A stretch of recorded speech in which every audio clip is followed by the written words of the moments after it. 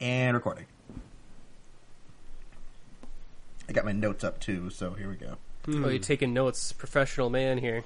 I got my notes too. Travis, where's your notes? Mine just say, ha ha ha, what is this fucking movie? Ha ha ha. Is that enough?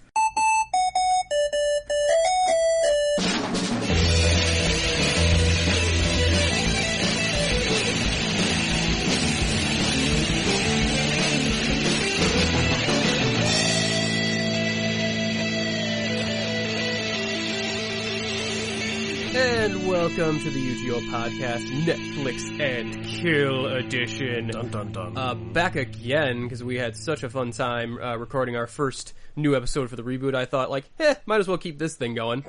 And boy, will I regret that decision today. But yes, we are here. We're going to be reviewing the movie Abattoir. 10 years before I took over the ownership, there was a nasty home invasion. Let's go! A husband and wife killed. In your house? More specifically, in the hallway. And the hallway was gone. Half a dozen properties bought and sold over a 50-year span. Each one purchased After a tragic event occurred in the house. Who buys a house and cuts the entire crime scene out of it? Found this in the closing papers. Jebediah Crone.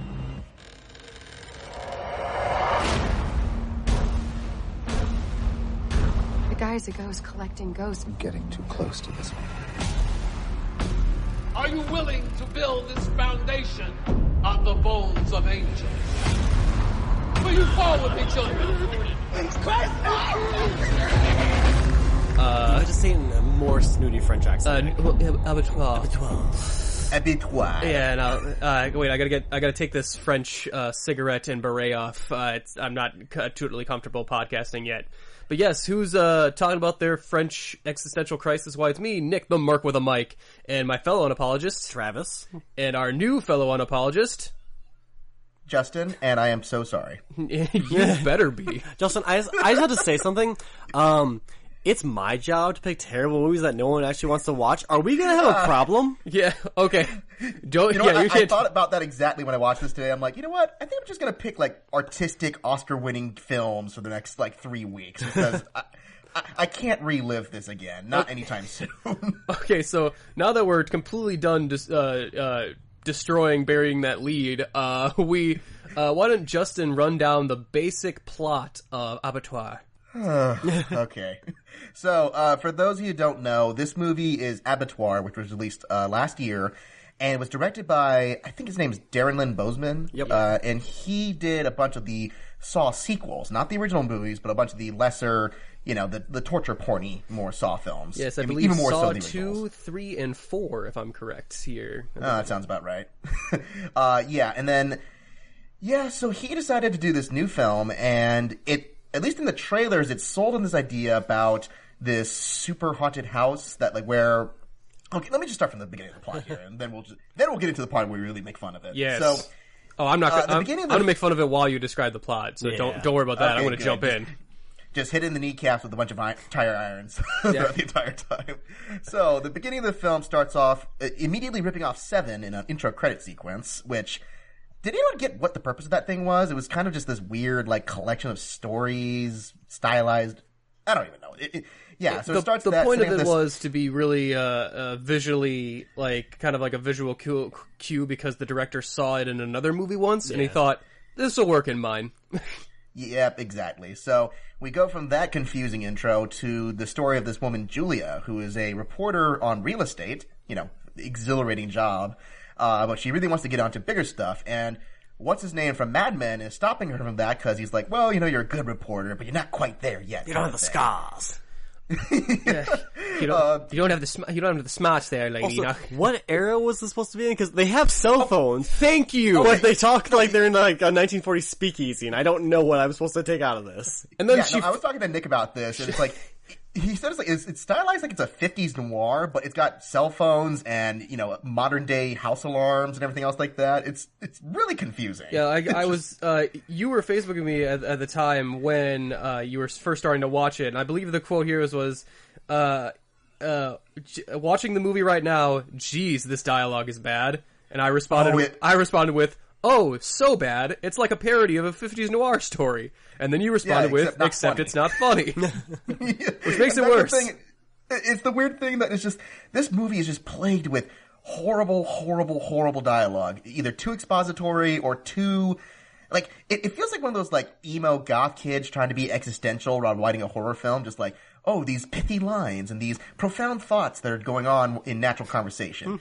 And even so 50s that Julia's sort of boyfriend, ex-boyfriend, Grady, who's a detective, probably the worst detective in the world, by the way.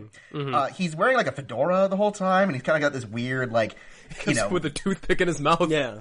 Yeah. I mean, it's clear that they're wearing that influence on their sleeves. I just thought the whole time, like, poor Joe Anderson. Like, remember when we thought that he had a career going, and now he's stuck doing this crap? Yeah. It's just, this poor guy. I mean, just do that weird Kurt Cobain remake, just be Kurt Cobain, because that's the only thing he could do with his inner look.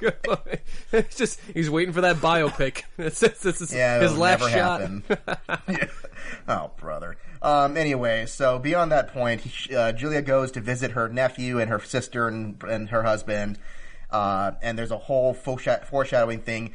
Inexplicably out of nowhere, she's talking to the kid after giving him a skateboard, just like, oh, don't worry, I never let anything happen to you. Wink, wink. Yeah, because you're saying we didn't bury who the says lead. that? Like, who says that? well, he was sick, right? Yeah. So, I mean, I guess. Yeah, but that just seemed overly ominous. I will never let sickness take you, because I have sovereignty over death. I guess. What? The dialogue in this movie makes no sense unless they are in a movie. Like, no one says that unless they are in a movie. Exactly. And sure enough, the next night, the nephew and his parents are attacked and murdered by some random home invader who they go to investigate, and he's there, covered in blood, doesn't try to hide, and even confesses, just like, by the way, yes, I killed these people, this is my fault, arrest me immediately. He calls her and says, by the way, I just killed your family, come find me. I'm not even hiding, I'm just sitting here waiting for you to come find me. Yeah, so he goes away for a while, and we follow Julia and Grady as they're investigating this thing, because when they go back after the funeral to check on the house and go into the room, which seems kind of morbid, you just go to the room that your family was murdered in, the room is gone. It's been completely cut out from inside the building, which I'm not sure how you can do that in a matter of a week, which they even explained themselves, like, how did they sell this house in a week through escrow and all this other legal blah, blah, blah? And they're just like, it happened, whatever. Guy paid a lot of money. Deal with it. Yeah, pretty much. So this leads into a whole big investigation, because she's like, oh, well, this is something suspicious, because now I'm noticing that there's this connection with other people's houses where they had places where people were murdered or died or something happened in various parts of the building, and this guy, some dude named Crone, like Jebediah Crone, will show up at their house after the murder and just go, hey, I want to buy your house, and I'll give you 20% more than what you're offering if you give it to me. And then, just like that, he'll cut out the room, take it away, and just disappear without trace. So this leads them to a long generic horror movie investigation, as they find, okay. Well, first they had a montage through all the different stories first. Let's not forget I that. wanted the South Park just montage, hunting down the spooky house place montage. That would have been better. Well, then we forgot to mention, because the home invasion actually starts when the sister is in the house. Like, you guys remember that scene where she's at the counter? She's at the counter, and then the guy comes in with a hoodie to silently go up the stairs. Except we hear the door. Like, we hear the door, but no one else does. And I'm like, is this a fucking Scooby-Doo skit where he's climbing up? Like, what?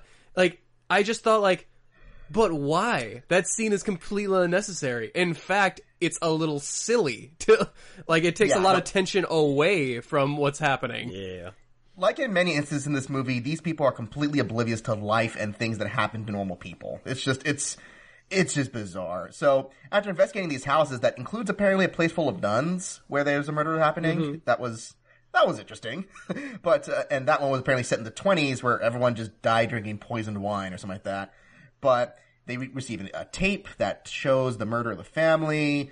They talk to that home invader in the jail that he's been put into, and he has some really stilted, weird, ominous religious dialogue that he speaks in the entire time. I was pretty much just imagining him say, "They all float down here," over and over again.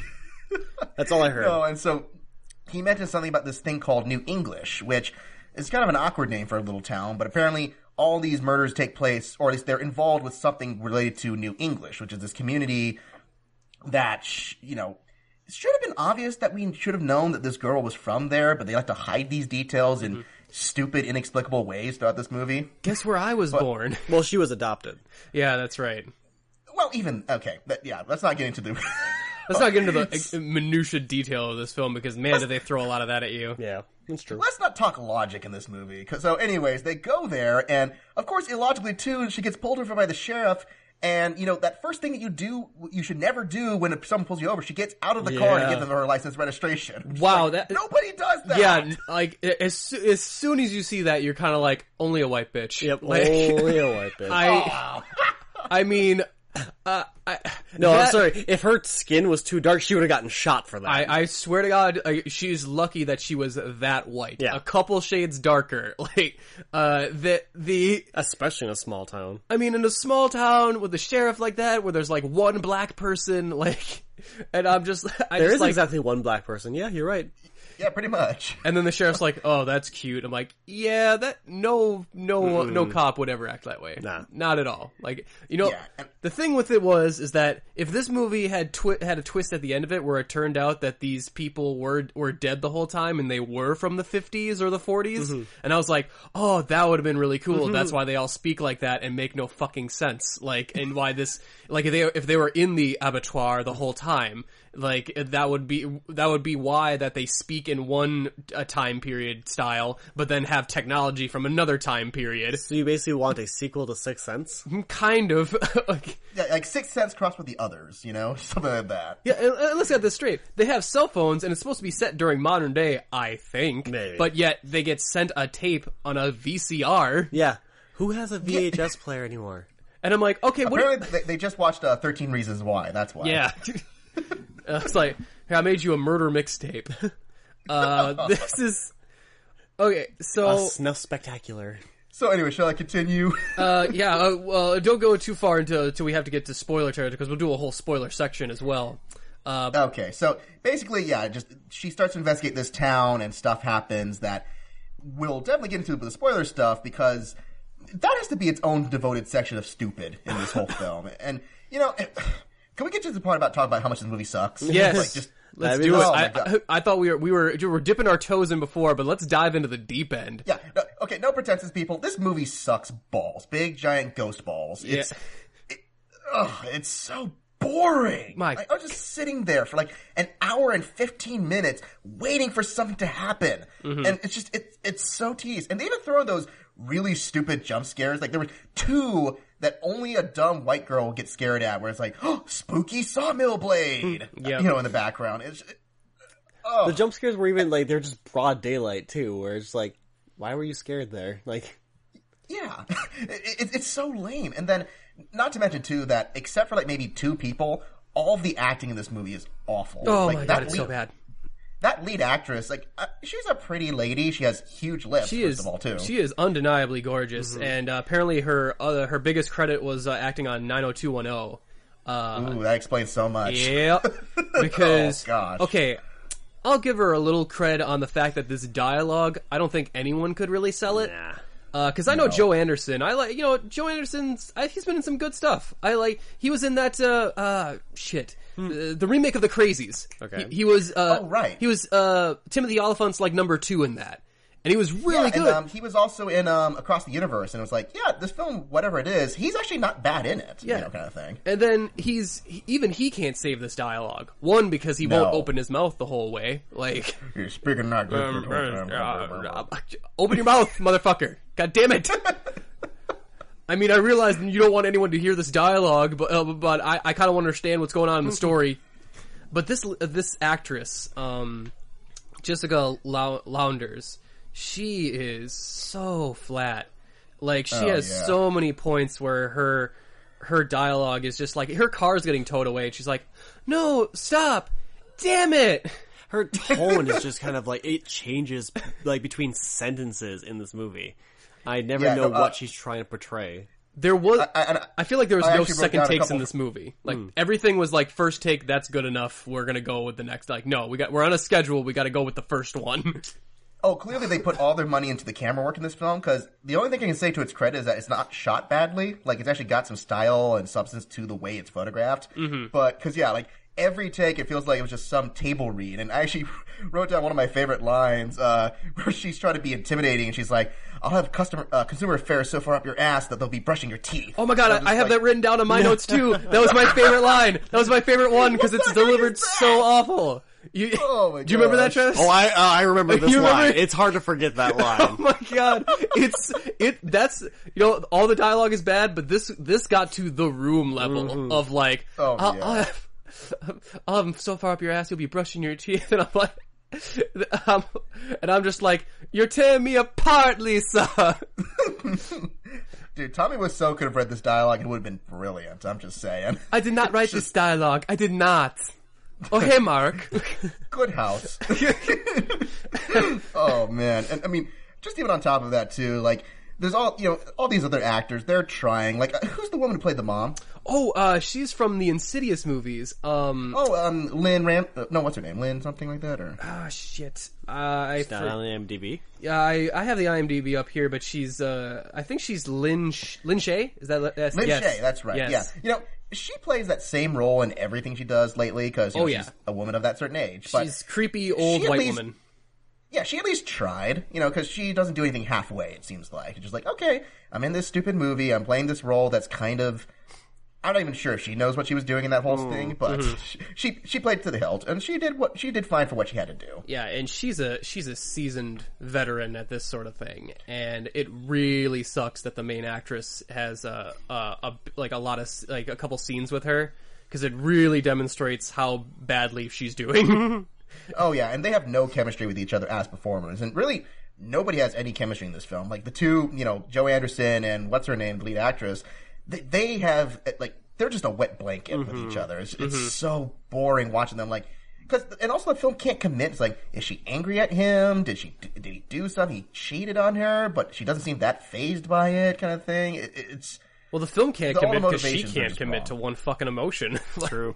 No, and even the few times he tries to cry, they're so fake. It's kind of funny the way where it's like, this is supposed to be the scary part, but she's freaked out about it. I'm like, I can't take this seriously at all in this movie. She gives a face not like she's seeing something horrible and crying, and rather than, but I wanted ice cream. It's my birthday party. Or like one of those memes where someone's overreacting to like a simple thing, like they stub their toes, so they break down crying. Yeah. No, I was thinking like one of those like super cuts with like a Jimmy Kimmel where they show all the kids and like, we're taking your Halloween candy. It's, oh my god. Like you just kind of like rubber nose in it and hit her with a newspaper. Like, I don't know. We've bashed this movie a lot, so let me before we continue the bash fest, let me say a couple of things I do like. I do like the camera work, and the idea of this taking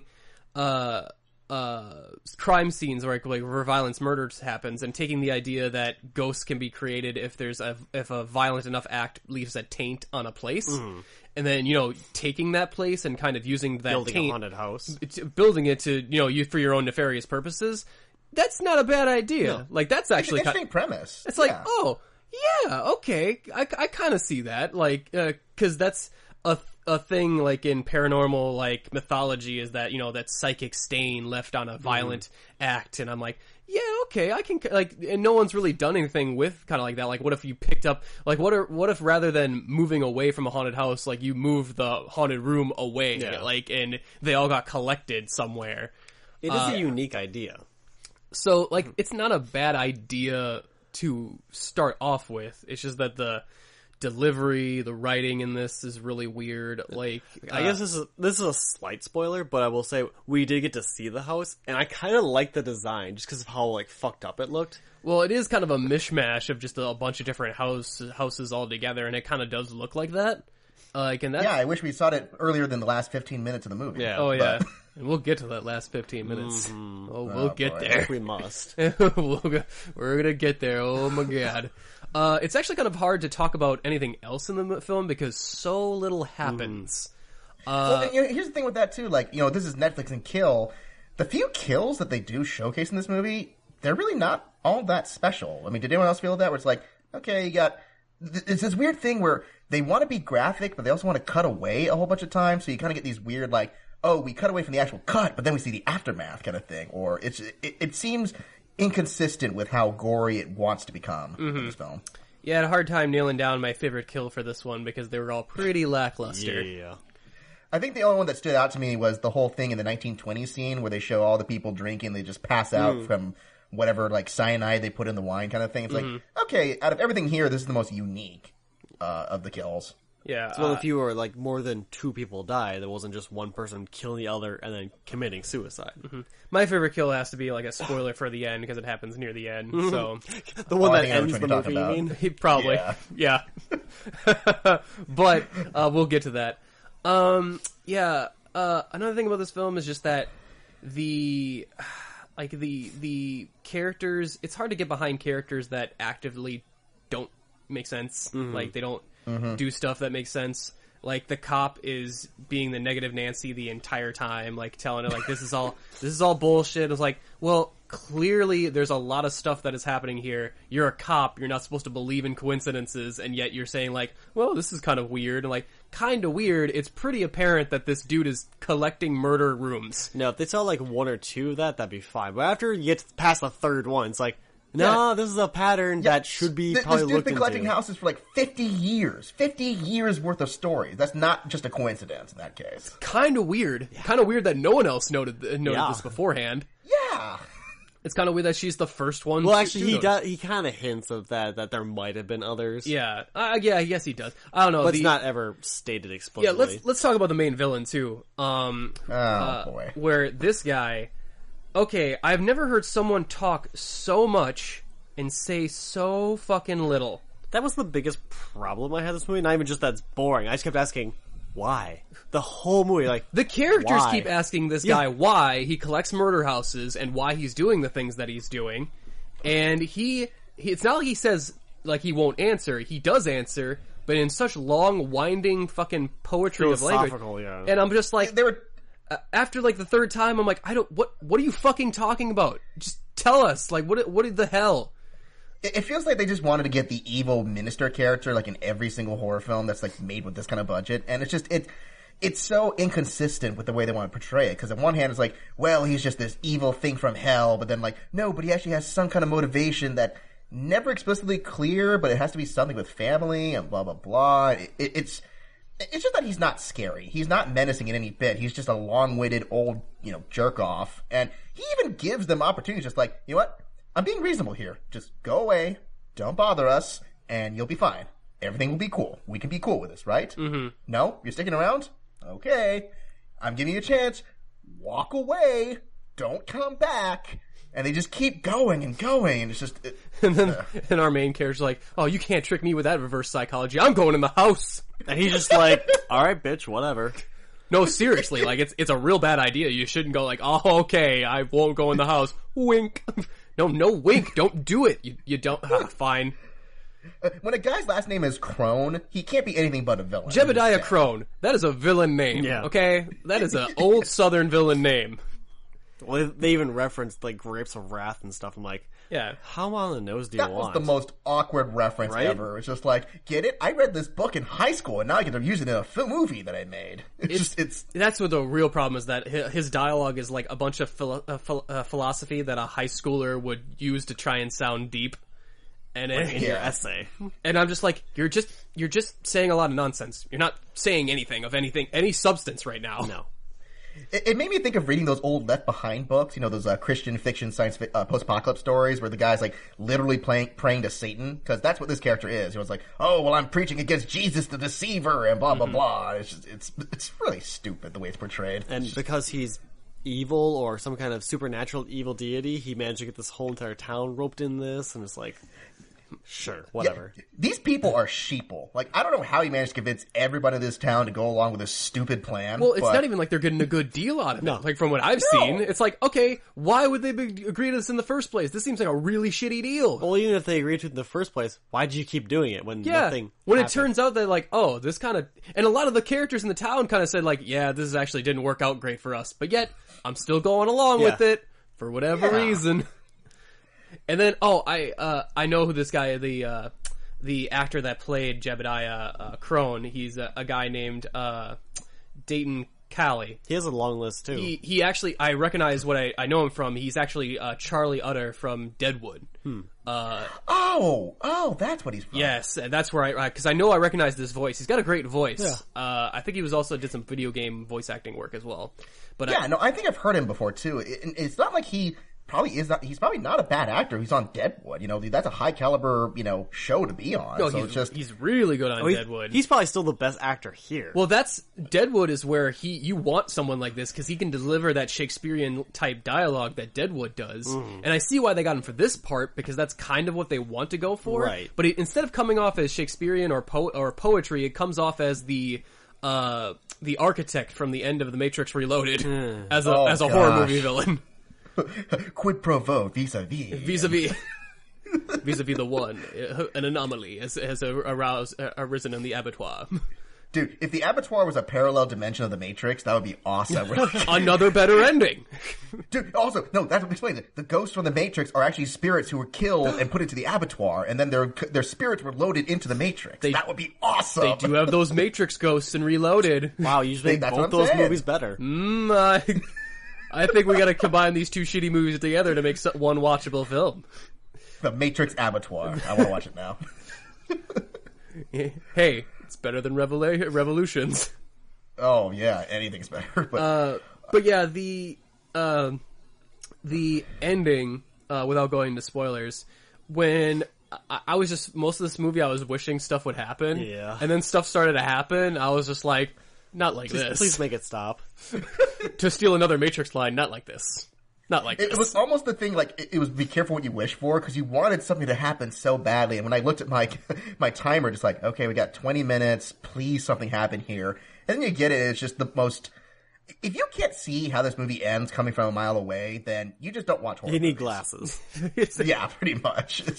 Yeah, and without going into spoilers, it is ridiculous, bonker balls, and then way too much heavy use on CGI. Mm-hmm. Like, it is, there's no tension in it. It's basically all silly and ridiculous. You're it's basically like going on a giant Disney ride, like the Haunted Mansion. That's exactly what I thought. It's like, this is the best, like Halloween haunted house I've ever been to. It's just, it's too little too late at that point. No, seriously, if that was a ride at Universal Theme Park or something, I would totally go there. It would look just like that, too. I would have oh no, I'd totally be down for that. And the characters act like they're going through a theme park ride, too, with how bad their acting is in it. Oh yeah, and the cop, is there a reason he just doesn't shoot people in this?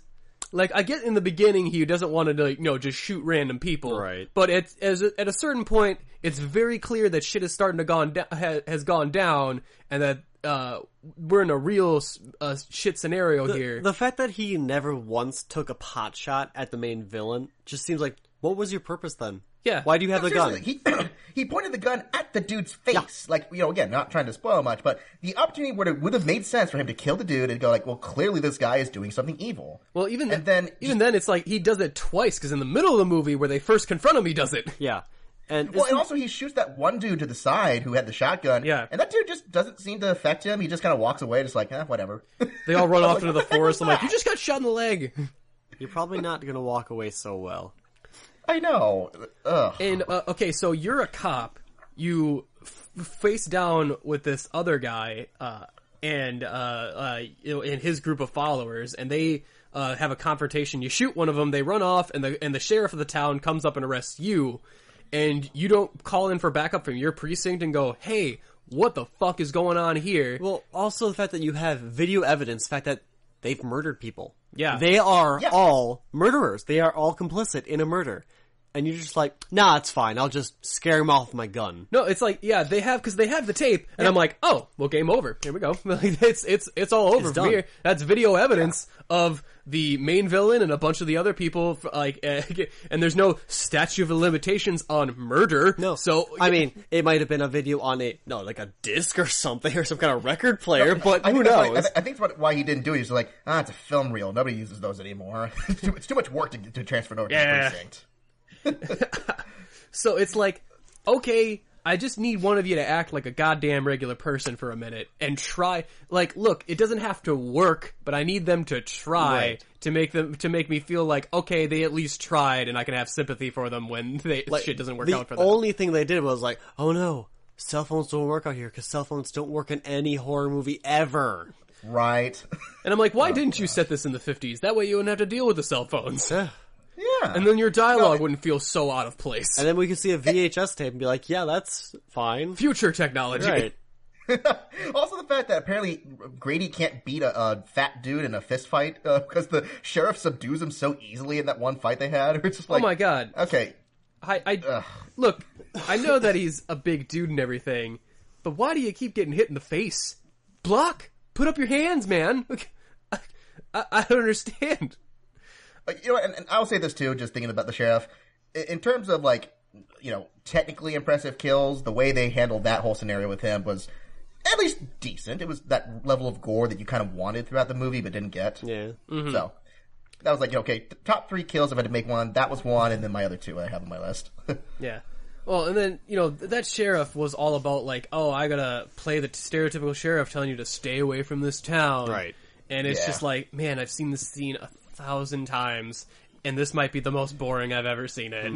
Because It feels like The Ring has set this bad precedent where it's like, okay, you know, 3/4 of your movie has to be a detective story, and then the last fourth is where you get to do all the cool stuff. Where it's like, just set this movie in the haunted house. That would have been way more interesting than have to slog through this boring, crappy detective story throughout the entire time. Make it a horror spiritual version of Cube or something. I don't know where they have. You know, even it made me think of Oculus. You know that film that came out a few years ago where it's like, okay, that one we're in the haunted house and stuff's happening. I mean, it's not a flawless horror movie either, but at least it felt like there was some tension where these people stupidly decide to stay in this haunted house, but at least there's something's happening. Or like this one, they could just wake up at the haunted house and secret at the end, oh my god, they're actually ghosts the whole entire time, and I don't know, something.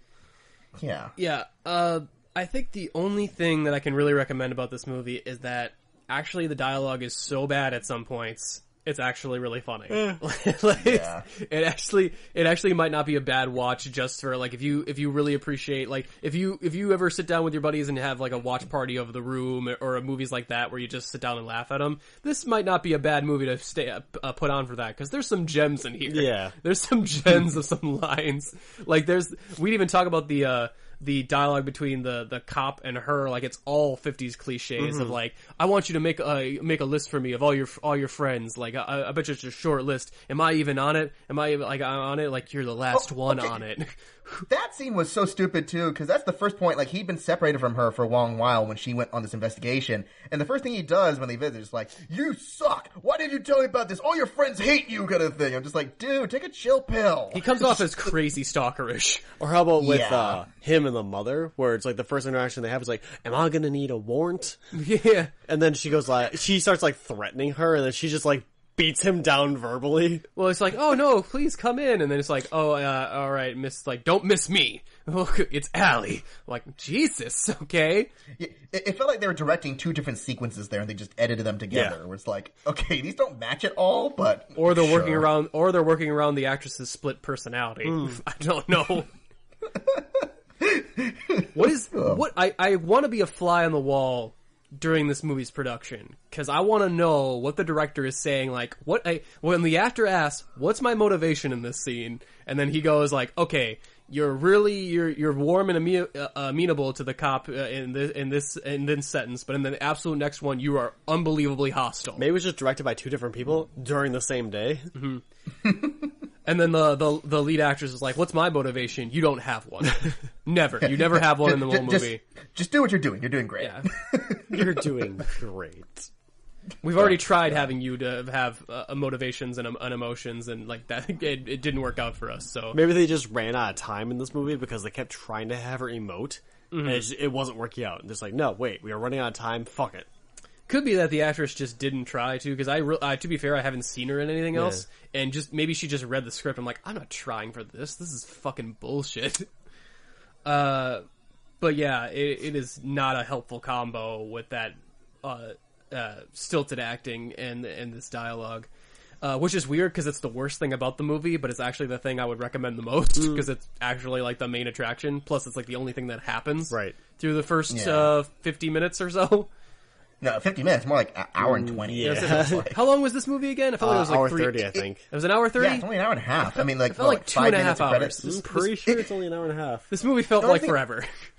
I watched a 2-hour film after this thing, and that felt shorter than this film did. It's just like, this is so tedious. The pacing of this is fucking unbelievable. Like, according to Netflix, it's an hour and 38 minutes. What's weird about it is that in the beginning, I was noticing the fast cutting, like the really, really quick cuts between her job and her family to really quickly speed things up. Yeah, really set up the family and stuff. And I was weird. It was weird later when the film slows to a crawl. Like, I don't know, because it felt like in the middle of this, there just wasn't enough time for the movie, but maybe they should have spent more time in the beginning to really build up her family dynamic so that we would care when the family gets murdered. I don't know. And not save all the twists till like the very end of the movie, like, by the way, your mother and your sister and this stuff. Oh, thinking of the sister, I just have to say too. If there's any actress who's worse than the main character in this movie, it's her sister. Oh my god, so I'm so happy she died. Yeah, the one scene that she's in, she makes that actress look like an Oscar-nominated actress in comparison, because you're just like, wow, that is the stiffest line reading I have ever heard, ever. Yeah, because, oh man, I even forget some of her dialogue. It was like, sometimes I feel like I have two children when, like, the husband comes up. Because fuck you, Turing test. We have two female characters talking together, and all they're talking about is the fucking dude she wants to fuck. Turing test is the one about the robots and that stuff. I'm thinking Bechdel.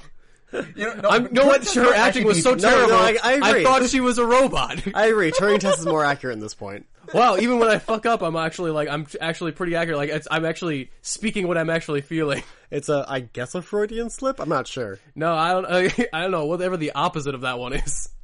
But no, yeah, because, like, suck it, Bechdel test, because we're gonna have these two actors just talk about the other dude in the movie this whole time. Well, there's the mother, and her has some, terrible lines of dialogue, but they were lines of dialogue. Yeah. Well, I don't know. I guess, we'll just go into final thoughts. We spent a lot of time talking about this crap. Yeah, we did. We spent a lot of time on this. Although I don't regret it because I had to watch it. So I'm like, yeah, you know what? We're gonna get a full fucking episode out of this at least. Might as well commit. So you know what? We're gonna go into final thoughts, ratings, and then we're gonna go into a spoiler section after that. So Justin, why don't you start? Like I said, when I was watching this, I immediately Facebook messaged Nick and I apologized. I didn't know. I think your exact words here were, okay, so I apologize in advance for this movie. Oh my god. I'm in for a ride this morning. Well, and that's the thing is, like, I didn't expect, like, I expected it to be maybe mediocre, or maybe just be kind of silly like Wormwood was last week. But I never expected it to just be so boring. That is the biggest sin of this movie. Yeah, I think it was here 9:30. You just said, I'm starting this movie. Wow, this dialogue is bad. And then at 11:04, I get just one message that says, well, that was stupid. And we'll get into that in a sec. I was tempted to text Nick for this movie. I'm like, no, I can hear all of his complaints in my head. I don't even need to talk to him. Like, I know exactly how it's going to play out. Oh, boy. Yeah, anyways, okay, so... I'm getting predictable. Yeah, people, don't waste your time. Just listen to everything we've just said, and you'll have seen the movie. Yeah. It is literally a waste of your time to watch this. It's not scary, even once. It's not funny, even once, except unintentionally funny. It's not dramatic, even once. It's honestly a waste of your time. It is a terrible, terrible film, and I'm sorry, Darren Lynn Bozeman, if you're listening to this, obviously a huge fan of Unapologetic Geek Out, but if you really just want to do fancy camera work, just be a cinematographer. I mean, that's the only thing that he has going in this movie, is that it's stylized and creepy looking. It's just, it's terrible, and if I had to get a rating, I would say it's a borderline 2 out of 10. Guys like that give no exposition. Okay. That sounds pretty fair. Travis, what'd you think? Well, like I said earlier, the only thing I liked about this movie was that the house kind of looked cool. Mm-hmm. That's really it. Other than that, I was just kind of like falling asleep watching this movie because nothing was happening, and they kept saying that so many things were happening. And it's like, you're lying to me. Why are you lying? Why are you lying? Overall, like I said, this movie it's nothing. There's nothing in this movie. There's like no actual substance to it. I'm actually going to give it a bit higher rating because, again, as we discussed earlier, it was kind of an interesting idea. Like, the whole entire, like, haunted house building thing is kind of cool.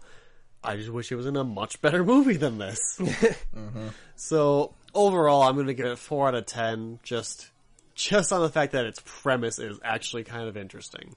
Not even because of this movie. Yeah, I'm going to have to reflect pretty much everything you guys have said. I think that Darren Lynn Bousman, the director of this, he also directed Repo the Genetic Opera. See, I like that movie. Because, well, that movie makes more sense because that's supposed to be big, like, over the top. It's supposed to be dramatic. And kind of, it's really campy. And I'm like, oh, well, that makes a lot of sense. I don't understand why you did use the same kind of acting direction in this film when it's, like, trying to be serious. It does not come off the same way. I'm going to bash a little more the writer of this, Christopher Monfette. He is written for the 12 Monkeys TV show, and that's it. And then this movie, like, that's his credits. Ooh. Like, that's all, that's everything. And if we're lucky, that's all it ever is. Because I haven't seen the 12 Monkeys show, but if this is his level of what he thinks good dialogue is, man, fuck that show. Because this is just terrible. Like, I cannot even stress to you, these people don't talk like they're human beings. They talk like they're aliens in human skin, trying to blend in.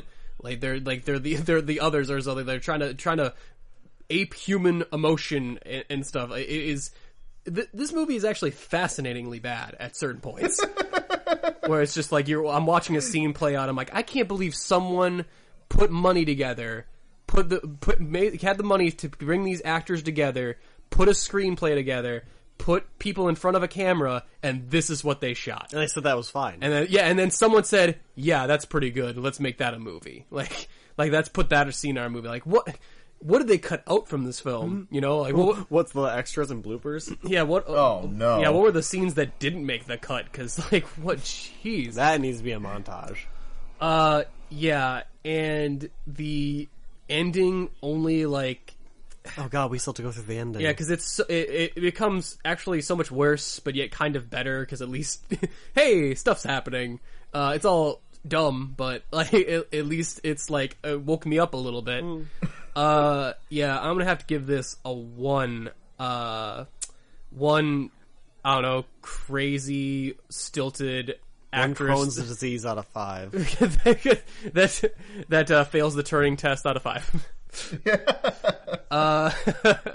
And with that, I think that brings to end our second episode of the reboot of Netflix and Kill. Great start, guys. Yeah, we're doing awesome. Absolutely fantastic. Hey, at least I can say mine was the best movie so far. Yours was the best movie so far. Such a low bar. I'm going to give you guys some crazy art film next time. Then we'll really, really get something to talk about. Yeah. But next week, we're going to switch it up, do a little something different, because we like to keep it different on this show. And because I don't like to be consistent at all. So, Yay. It's my pick. So we're picking a little something out of the ordinary. We're going to pick The Road to El Dorado. Hey, a good movie. Oh, really? Oh, yes, we are. And for those of you at home thinking, wait a minute, I thought these movies had to have a kill in it. You're forgetting about one kill in that movie, so it technically qualifies. That's all that needs to happen. I am technically correct. The best kind of correct. So, yes, next week we'll be talking about the film The Road to El Dorado. And all its missing gay scenes. And the ones that they left in. Yeah. But yes, tune in next time for that. As always, if you would like to suggest a movie for us, you can do so through any of our social medias at Facebook. Give us a like while you're there. Maybe on Twitter at UGO Podcast. Or Instagram at the same thing. Of course, you can always review us on iTunes. Give us one of those 5-star reviews, and we will read it on the air word for word. That is my guarantee. And while you're there, you can click that subscribe button. We like it there too. Gives me a little tickle every time you click it. I felt someone do it just now. No, yes, with that, Justin, you want to let them know where they can find you? Well, you can find me on Facebook, Justin Zarian. You can also find me almost never on Twitter, but I'm there. So, and then mostly you can find me on oneofus.net. I write all the notes for the Breakfast Pub, and I'm occasionally a commentator for reviews on Telltale games and a few other things as well. And then you can find me here at UGO. Yes, our regular. I think we can make it official now. I think you are an official unapologist. Ooh. Yes, an official. And now comes the membership fees. And Those are supposed to be off mic. Yeah. Also, we're gonna need a vial of your blood for no purposes at all. Okay, as long as I get dental. Yeah. So. Oh, you do get dental, but you have to sign the contract in said blood. It's okay. It's a legal thing, but we don't take your teeth. Yeah, it's still better than government health care. So topical.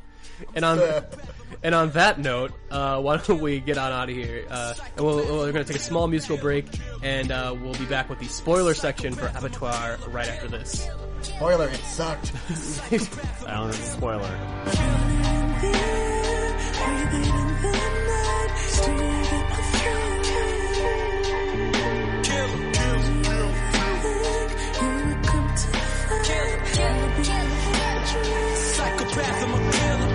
Okay, so spoiler section for Abattoir. I know we've talked about this movie for almost an hour now, but almost as long as the actual movie. We got to talk about this ending though.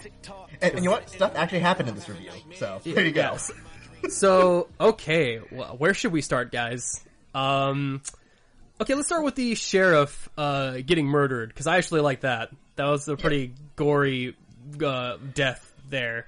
Yeah, I mean, it wasn't even an original death, but at least it showed that blood and gore had been missing up to that point. Mm-hmm. Then it actually the sheriff. I don't know why, but he seems to be super strong and just taking out our friend, the cop, just kicking his ass the entire time. He keeps getting punched in the face with the butt of the gun, and it's really pathetic. Well, Joe Anderson's clearly just a weak hipster, so of course he has no strength against old fat sheriff guy. So who you could outwalk if he's trying to run. And oh my god, is there anyone in this movie that doesn't pontificate before they murder somebody? Nah, has to happen. Just Jesus, he spends forever talking to them, explaining why what he's doing is a favor to them, and I'm just like, Jesus Christ, just do it already. No, because you see. He had to wait. Was there any reason to take him to the pier? Couldn't he have just killed him anywhere? Oh, yeah, he did explain that part. He got to it after the end of, for fucking ever. Because I was wondering, why didn't he just kill them back at the murder house place? Yeah. And actually, he said that he wanted to spare them the murder house place by killing them where there's no room. So that's why he was going to kill them on the pier. That way that he couldn't bring water there. Which again too, the logic, they never explained the rule. If you die in the room, your ghost imprints, or at least if they did, again, it was at the end of some freaking long speech. Well, that was kind of the whole entire thing, was that he was taking rooms where murders happen and putting them in his haunted house. Whereas if this didn't happen in a room, there's nothing he could do about it, according to his logic. Mm-hmm. Sure. So then we get the sheriff murdered out of the way because he spent way too much time talking about it by the one black person in the movie. Yeah. That was neat. That could have had some commentary in it if they developed that person at all. But I did like that we go back to the murder house and they kidnap her and then basically don't tie her up and just leave it up to her whether or not she goes back inside. Well, they knew she would because she's dumb. Yeah. That, and it's okay, so she asked the guy, the trickster dude, Crone, whatever his name is. Yeah, Jebediah Crone. Jebediah Crone. She asked Jebediah why he's doing the things that why he's collecting the murder rooms. And, okay, can anyone explain this to me in, like, 1 or 2 sentences why he did it? He was trying to build a place with enough negative energy to open a portal to hell to get his family out of it. Because they were paying for his crimes for bootlegging moonshine? I don't remember, honestly. Yeah, because he got killed. He was one of the original murders where he got, him and his family got killed because of some shit he did. Right, it didn't take because... I think that's a line that they used. You can quote me on that one. Direct quote from the movie. Or no, that should be going the box art. Travis from Yu-Gi-Oh! Podcast says... Good luck spelling that phonetically. I can see the poster now. It'll just have my head, right? It's important to just have my head. Yeah, so I mean, he gives that explanation, and again, it's totally unclear until like the very last scene, and even then it's unclear why he's doing it, but he offers something where it's like, oh, well, I could show you what's in the house, but you wouldn't want to know, so just go away, just live your life, you don't want to write this about this because it's just too much, but if you were really curious, you can go in the house. Well, just walk away. You can keep your lives. Just walk away. Dude, if Humongous was there, that would have been better.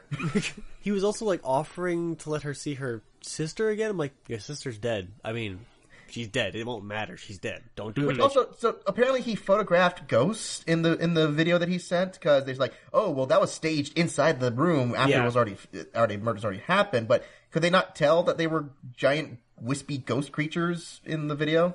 Yeah, because at first I thought, like, oh, well, maybe they come back to life and that's how they got the and they repeat the murders. Maybe there'll be a chance to save her. But then when they actually show up, no, they're all ghost people. Yeah. And it's like, oh, wait, what? Well, I mean, to be fair, it was played on a VHS. Maybe it was just that shitty quality. Shitty quality.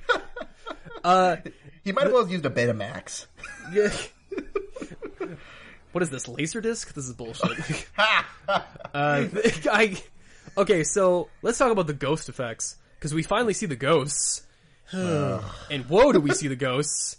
And this is some... They also look like they're on VHS. This is some after-image, like, Photoshop bullshit. Like, is this where they spent all their budget on this movie? It's kind of like if they couldn't actually afford to block out people's faces to make it so you couldn't know who it is. So they use, like, a discount version of that. Like a dime store version. Yeah. Well, and then it's like, okay, so there's these floaty things around that we can barely make out, and they all start to reenact their murders, suicides, deaths, whatever the hell it was. Yeah, apparently they just did that on loop. Like, that's the only thing they do. They just repeatedly just do the same thing over and over and over again in this house. And the only thing I could think of... I mean, to be fair, that is what a haunted house is. Yeah, well, the only thing I can think is that how scarier would this be if they were just people? Like... Yeah. If they were just people with real blood getting murdered and all the rooms were just murders happening everywhere and it was just chaos, that might be kind of neat. No, then we would see the guy come in and clean up the blood afterwards. It's like, okay, we got to reset. Everyone get ready for the next guest. Well, they try to pull that where it's like, oh, well, something's happening to the characters because they got, like, headaches and they're wandering around so we can't see everything. Ugh. I don't know what the fuck the characters were supposed to be doing in that haunted house, but it was annoying. Well, we get the reveal that apparently her and her sister were the only 2 kids to escape this fire that was supposed to be this tribute that this town was supposed to be was supposed to sacrifice these kids in order to get, what was it? Prosperity? Because we needed even more nonsense than this movie. Because they had to mix in this Children of the Corn element thing of, like, this town, like, sacrificing people to, like, a god that apparently does or does not exist. I don't know. And then, like, that's crazy because the town people still stick with them even though prosperity has never come. No. Well, see, it's because the 2 escaped. That's why. Yeah. But they didn't know that until, like, because they said they didn't know that until way later, and it was like, oh shit. And that's what caused him to hunt down, the sister and, set that murder path on, which I don't understand why he couldn't just do it with both of them, and had to, why he had to trick her. Because there had to be one more murder in the house or something. Yeah, well, it's like, oh, I need to lay this foundation. That's what the children were for this house. Like, everything is this fucking, like, metaphor for, like, building a foundation on top of this house or whatever, about building this portal. And the thing is that I never really understand his motivation. Is just that, okay, so are you going to hang out with your ghost family the whole time? Is that the thing? Are you going to go down to hell to be with them? Are you stuck in limbo? What's your deal, dude? Like I said, that's all I asked her in this whole entire movie is, why? Yeah. I mean, I just need a clear motivation for why you're doing stuff. Like, and then we get my favorite kill. Second. Well, I don't know. I go back and forth because it goes back and forth between the two main characters. Let's mention that both main characters rush into this house, both with weapons drawn the whole time, even though they know there's only one living person plus ghosts. Okay, so let me get this straight. You're gonna run in with a gun. With a knife. And a knife, alright. There's only one living dude, and I guess we don't know if he's living, like maybe he's a demon. I don't know. They never really check or try and shoot him or anything. That'd be smart. And they don't shoot him, but they bring in the gun with all the ghost people. What are you doing? You know this gun is useless. Why is it up? It might as well be useless because he never fucking fires it the whole movie. Yeah, he shoots that one dude that got uppity with a shotgun, apparently. I don't like shotguns. But yeah, and then she's running around with this knife, which makes no fucking sense. And I'm like, what are you... Are you gonna kill the ghost murderer to save your sister? And then it's just this big sequence of running around to all the murders in the house. It was a Scooby-Doo sequence. Yeah. Yeah. They open one door and then into another part of the room, and then they come back and then move back into the other room. Ricky.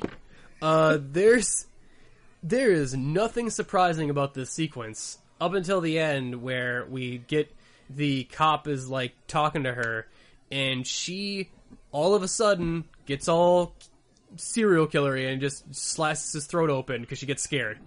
Yep. I'm like, what the fuck? So the only proactive thing she does is murder her cop boyfriend. Wow. Which again you saw coming from a mile away. And so she doesn't waste time in killing someone she thinks might be a threat. Like, she's all Polonius with this, like, I think that might be the king behind the curtain. Well, only one way to be sure. Stab. Yep.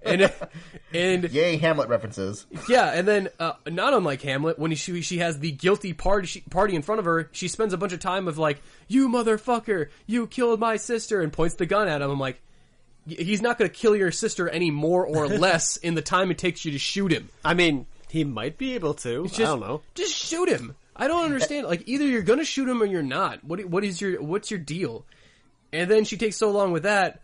Allie comes along and shoots her, and it's like, I nominate my daughter as tribute. Which, by the way, we didn't make that clear either, that apparently Lynn Shay's character is her mom, which she wore a wig on top of her already grown out hair to apparently confuse the daughter because she's a moron. Yeah. And then, like, the way that scene is shot is just dumb, because then, it makes it look like, oh, she's gonna come out and help protect her daughter, too, and then she turns around and shoots her daughter, and it's just like, okay. I laughed, personally. Well, it means, yeah, and so that's, like, my second favorite kill. It's just like, so it means that her scene in the beginning was just utterly, like, it was pointless. Like, I don't understand what your motivation was for trying to get your daughter in here. She was just one of those people that's like, I have a secret. I need to exposition to somebody. I'm drawing a rash. And then I love the fact that we finally finished off that subplot from the beginning of the movie because they were looking for a donor for the kid because of his disease, and they were looking for her mother. And it was like, oh, I'm so glad we got a resolution to that subplot that we all fucking forgot about. Like, I remember, like, I was just like, oh shit, that's right, that was a thing in the beginning of this movie that's never been brought up again. Yeah. Yep. And then even the villain, I love that the villains talk smack to her too, like, you're always a woman living in the past, and it's like, because I've heard the way you talk, like, what are you, in a 50s noir pulp book? This is bullshit. And I'm from the 20s, right? This movie is just boring until it gets ridiculous. And the thing is that I would have much preferred if it was ridiculous the whole time. No, seriously. And even like the whole thing where the mom's just like, oh, you've done it. You saved to the villain. Where it's just like, you get to live with your family now. Go, be happy. Yeah, that was like, weird. Yeah, I didn't understand what the heck was going on there. Again, it's that thing, like, these town people apparently just love working for Satan, apparently, so... Yeah, go be happy, because I'm super invested in things for you and your family working out. That's why I sacrificed my family. Yeah. Yeah, because it's all about you. Well, and then it's like, normally this, like, it would be, oh, what a prophetic downer ending where both the main characters die. And I'm like, well, look, it's not like I would have cared to begin with either, but say I did like this movie, what would be the point of watching these characters if they are just going to die at the end? I'm not really down for that. I don't like movies where all the characters are dead by the end, because I felt like, well, then why did I watch this? Yeah. There's only a few movies where that's worked, like Night of the Living Dead and maybe like one or two other movies. But. Yeah, you've nailed the perfect example for that one, because that had a strong kind of message at the end of it with that. Which is a movie I really like. But yeah, mostly I want my characters to learn something and grow as a character, and none of the characters do that in this movie at all. At no point. No, they never question what they're doing, or like if what they're doing is the right or smart thing to do. My question is, okay, so you've been shown a video of basically saying, guess what? You're sitting in full of a town of cult sacrificers. Want to spend the night? Okay, this is now as a choose your own adventure book. Nick, do you put your finger down and check what happens if you spend the night? Yeah. No, you fucking get out of there. I don't care if your tires are slashed or your flashlight's out of batteries. You leave. Page 17, please. It's such. I'm getting really sick of this. Is that horror movies? Look, it's not like I don't like horror movies, but I feel like horror movies, they get really lazy and they just expect the audience to kind of go with stuff. And this is a perfect example where they just expect no, this is a horror movie, so of course they did this. I'm like, I'm sick of this. I'm sick of this with even, technically smart horror movies like Prometheus, where, oh, I got lost. You're the cartographer. Fuck you. You didn't get lost. This movie's bullshit. I'm sorry, just what was that? Oh, I think Prometheus has its own set of problems just as a movie itself. I think what you're talking about, that problem, is that horror movies these days are really being made by horror movie fans of the 70s and 80s. And I think that's the problem, is that they expect, because they've watched so many horror movies, that they're like, oh, well, we know our audience. These are the people who all grew up with us watching these things. And the new kids are like, yeah, we'll just watch anything in the horror, in the theaters these days. So they don't have to try. They make cheap movies on cheap budgets, and they just go, just...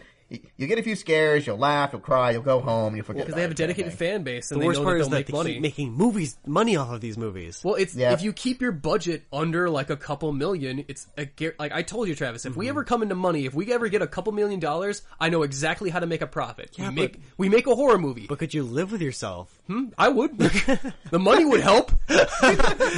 Money can't buy happiness, but it does fill that void inside. Who knows? Maybe I'll go crazy in my old senile age from all the horror movies I made. Start ripping out horror scenes from houses and remake this movie in fucking real life. You know what? That'd be fine. I'll just make a house out of all the copies of Abattoir that won't get sold in the stores. And all the psychic damage of all the terrible acting. No one can have emotions in this house. This house is full of the careers that died on that day when we filmed and recorded Abattoir. Or were never started to begin with. Oh boy! And then they'll have to come and save me as I die in there and leave my house to my children, and then I'll haunt the halls. Oh no, we need an old movie critic and a young movie critic. What is that noise? Oh, that's just Grandpa. I thought your grandpa died. Yeah, he sticks around a lot. The power of Siskel and Ebert compels you. The power of Siskel and Ebert compels you. Oh man, I wish that was true. Hey, that fulfills our tradition of writing a better movie than the one we watched. Yeah. But yes, I think we can bring this one to a close. I think that's a perfect place to end it. A house made out of unsold movie DVDs. I think that's a great downer note, just like this movie, to leave it off of. Slaughterhouse indeed. Well, again, thanks for joining us for this Netflix and Kill. Again, join us next week for a little more of a lighthearted romp with The Road to El Dorado. Gonna be a lot of fun. And with that, we're on a podcast and we're out. Yeah.